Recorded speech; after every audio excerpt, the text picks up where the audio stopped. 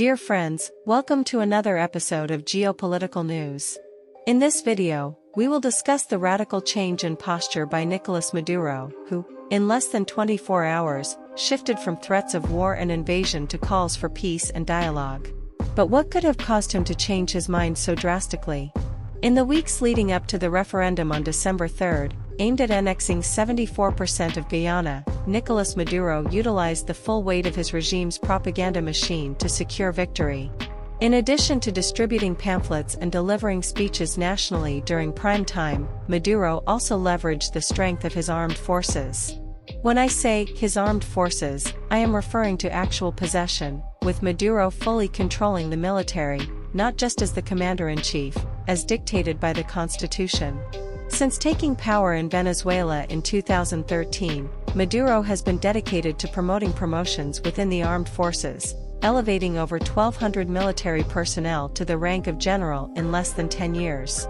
For comparison, in the United States Armed Forces, with a contingent 12 times larger than Venezuela's, there are currently 653 generals.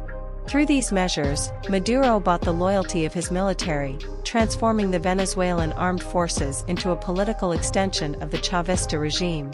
As expected, Venezuelan military played a central role in Maduro's political campaign for the referendum, with all commanders sharing posts and videos on social media advocating for the referendum's victory, using a notably aggressive approach.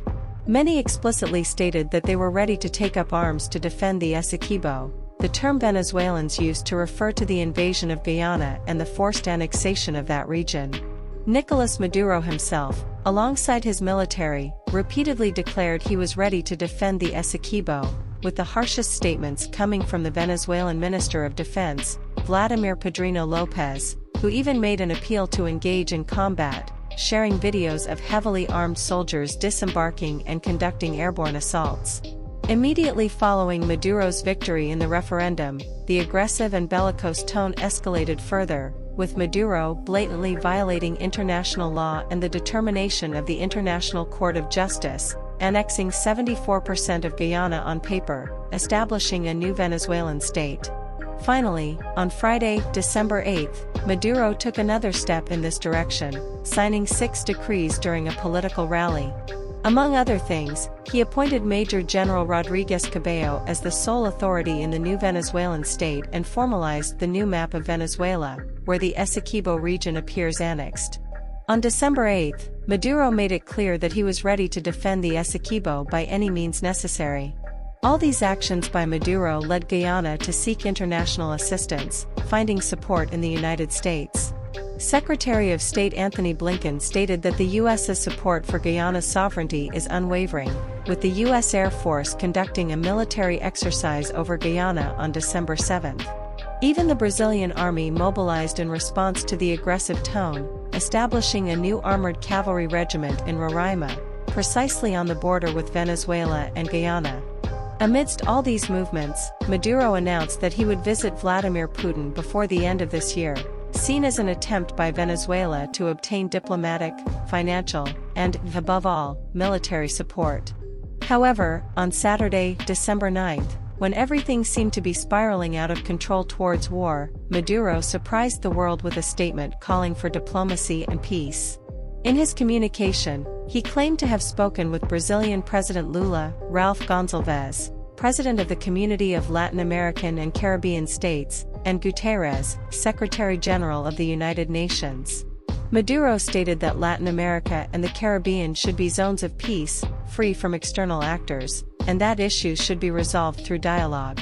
This represents an extremely radical change in his discourse, considering that less than 24 hours earlier, he himself, alongside his generals, declared his readiness to do anything to defend his annexation. But what exactly could have led Maduro to change his stance so radically?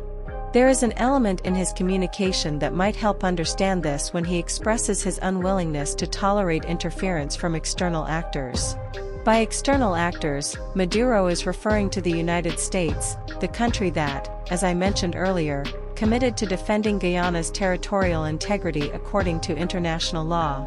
The United States Declaration and, especially, the military exercise carried out by the U.S. Air Force over Guyana may have been decisive factors in this abrupt change in Maduro's posture. As mentioned earlier, Maduro is also seeking assistance from Russia and Vladimir Putin.